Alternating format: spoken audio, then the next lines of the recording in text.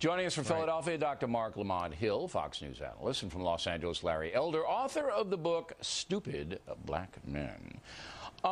Is this a big deal, Larry? I mean, should anybody be concerned about this?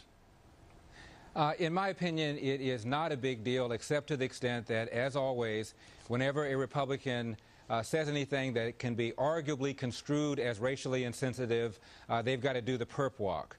This song, as you pointed out, was really Al Sharpton being angry that Barack Obama is popular among whites. And so if anybody ought to be offended, really, it ought to be Al Sharpton. Whether or not it should have been sent out to other people is a whole different question, and I think it raises the double standard. When Republicans do something like this, we apologize. If you were a Republican, look, the Republican Party has problems, big problems right now.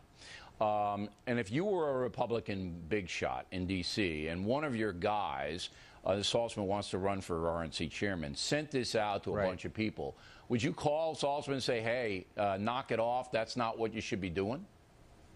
What I would say is this is going to be interpreted as an assault on Barack Obama, and it probably isn't a smart thing. But what I would also say is this: don't be a wimp, and make sure that you understand that Democrats make all sorts of horrific statements.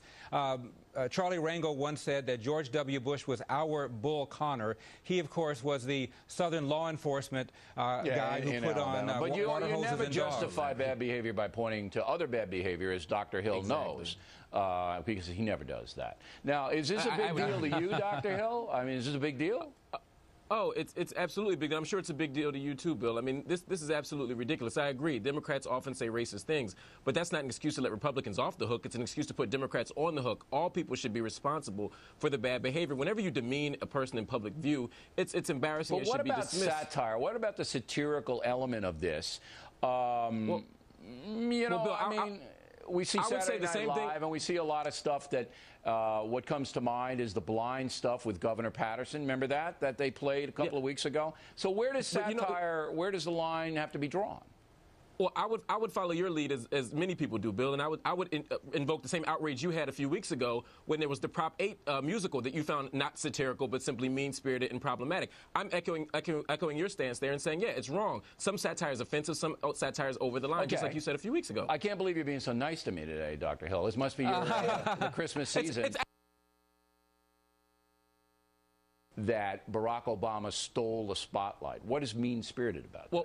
Well, there's two things. One, when you actually listen to it, you see the way the person is use a sort of mocking version of African-American vernacular English, sort of mocking the way African-American people speak. And two, they've stripped it of all of that complexity. They've stripped it of the complexity of the song and of the LA Times article. This is not about racial complexity. This is about making fun of a president, making fun of black people, and it gives white people 48 hours to use the word Negro in full public view. That's what this is about, and that's why it's dangerous. What do you say to that, Larry?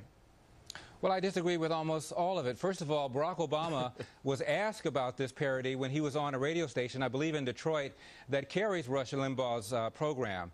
And Barack Obama said he hadn't heard it, but he had heard about it, and he expects to be made fun of. Moreover, he says that he occasionally listens to Rush Limbaugh and didn't take offense to this at all. But he always does to the LA that. Times. He has to say that. Yeah, he always does That's the point. That. Obama always That's the point of the song. Maybe that's the point of the song, Larry.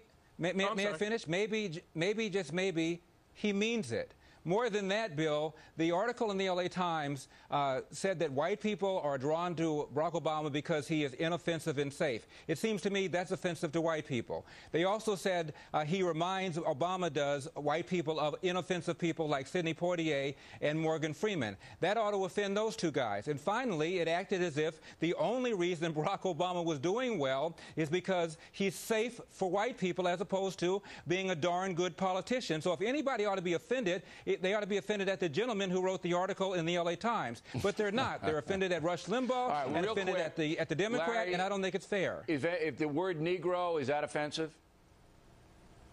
I thought that word had been retired 20 years ago along with the term right on. But again, it was a black writer in the LA Times who used the term Negro. But Dr. Hill, you think the word Negro is offensive? Depending upon the way it's used, absolutely. I remember about a year ago, a Syracuse professor called our friend Juan Williams a happy Negro. Oh, we that were was all awful. offended and outraged. That was awful. Yeah, and you were outraged. You were outraged by it. So but again, I'm echoing your that was outrage, clearly Bill. an Uncle Tom reference, and that was beyond the pale. All right, gentlemen, great discussion, great debate. Happy New Year to you both.